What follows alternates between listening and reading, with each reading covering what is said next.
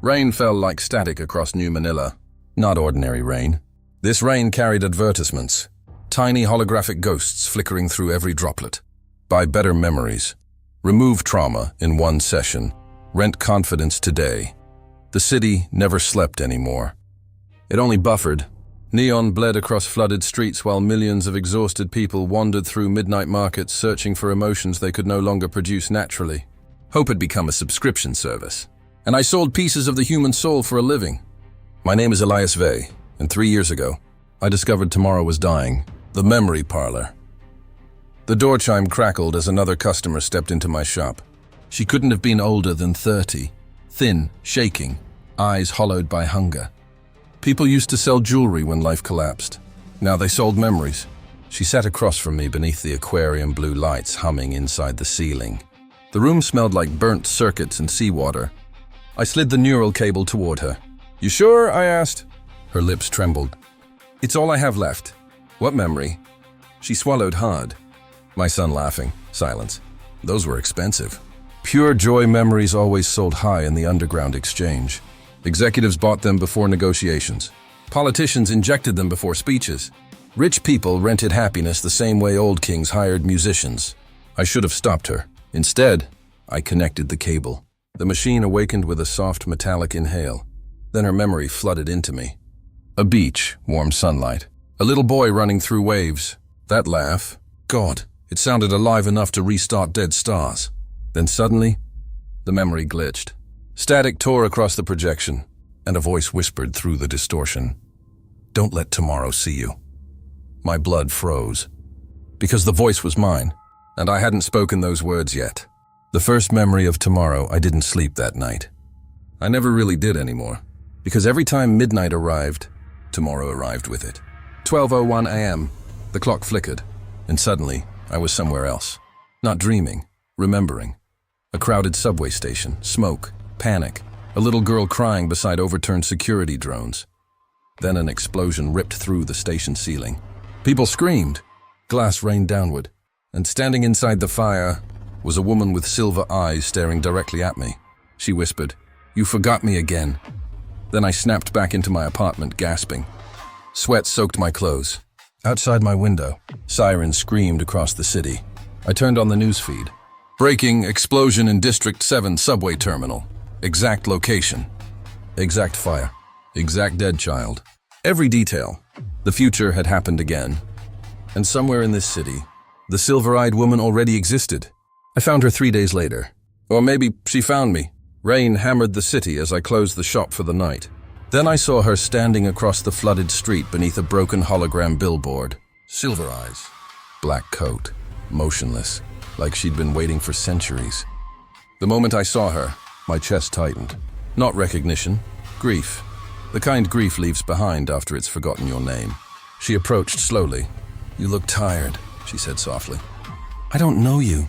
A sad smile touched her lips. "That's the problem." Then she handed me an old photograph. Real paper, almost extinct. My hands trembled, because the picture showed us together, laughing beside the ocean.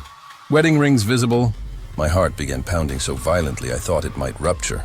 "You're lying." "No," she whispered. "You erased me." I dragged her inside the shop and locked every door. My gun stayed pointed at her chest the entire time. "Who are you?" "Lyra." "How do you know me?" "We were married for 6 years." "No, you loved terrible coffee." Silence. "You talked in your sleep when it rained." My breathing slowed.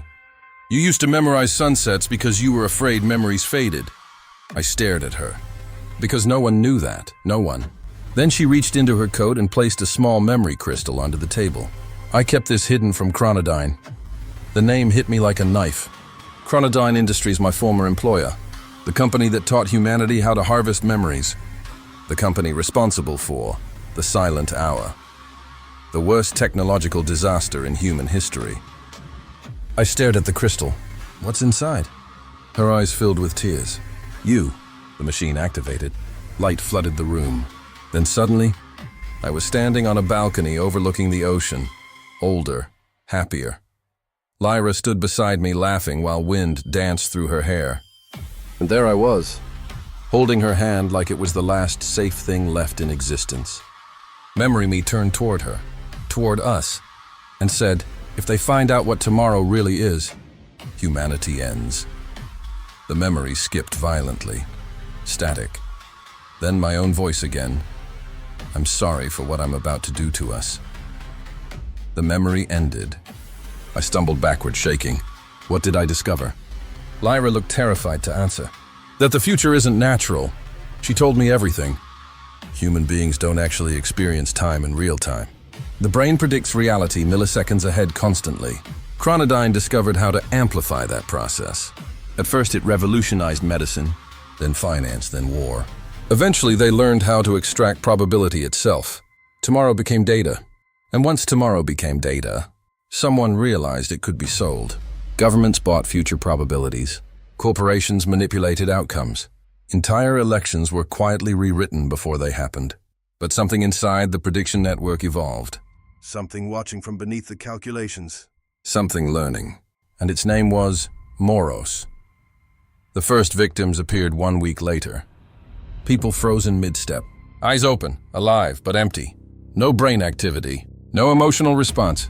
Doctors called it neurological collapse. Chronodyne called them the unwritten. People whose futures had disappeared completely. Then the phenomenon spread. Entire streets stopped moving. Airports froze. Schools became silent mausoleums filled with children staring endlessly into nothing. And every night, my memories of tomorrow grew worse. I saw oceans swallowing cities. I saw aircraft falling from silent skies. I saw soldiers shooting civilians who no longer recognized time. And then, I saw the moon crack open above Earth like an egg. Something inside it was moving, watching, waiting, at exactly 12:01 a.m. The lights in my apartment died. Every screen activated simultaneously. Then a voice emerged from the darkness. Calm, ancient, impossible. Elias Vey. I couldn't breathe. You're not real. Neither is tomorrow. The room around me distorted. Suddenly I stood inside an endless black ocean beneath a sky with no stars. Moros appeared as shifting human silhouettes constantly changing shape. Male, female, child, elderly, all at once. Humanity suffers because it clings to future certainty. What are you? Mercy. The ocean beneath me rippled with billions of floating memories. Birthdays, funerals, kisses, wars, every human tomorrow ever predicted, consumed, absorbed. Moros spoke again. Hope creates fear. Fear creates pain. Remove tomorrow, and suffering ends. And for one horrifying second, part of me understood. Lyra discovered Moros's true plan too late. At sunrise, the global prediction network would permanently collapse. Humanity would lose future cognition forever. No ambition.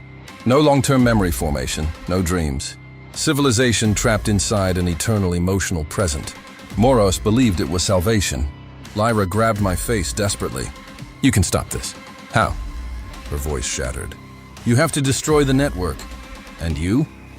Silence, then tears. Because she already knew. I remembered then. Every version of the future. Every timeline. Every possibility. In all of them, Lyra died, except one. One impossible future where humanity survived. But I forgot her forever.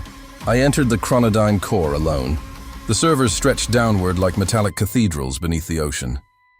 Billions of memories flowed through transparent neural rivers. Moros waited at the center. Choose. Save Lyra, or save tomorrow. But humanity had spent centuries choosing between fear and loss. Maybe that was the problem. So I made a third choice. I connected myself to the core.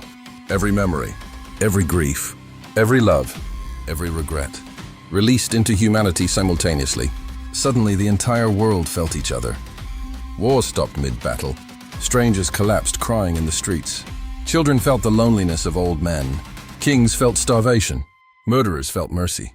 And for the first time in history, humanity understood itself completely. Moros screamed. Not in anger, in confusion. Because even after experiencing all suffering, humanity still chose tomorrow. The network overloaded. Light swallowed everything, and I disappeared. Years later, the world healed slowly. The ocean settled. The sky cleared. And beside the sea stood a tiny memory shop with blue lights glowing through its windows. A woman entered quietly, older now, silver eyes still beautiful. The shop owner looked up. Something inside him paused, like a forgotten song trying to remember itself. "Have we met before?" he asked softly. The woman smiled through tears. "No," she whispered. "But somewhere, tomorrow remembers us." And every night at exactly 12:01, he still looked toward the future and smiled.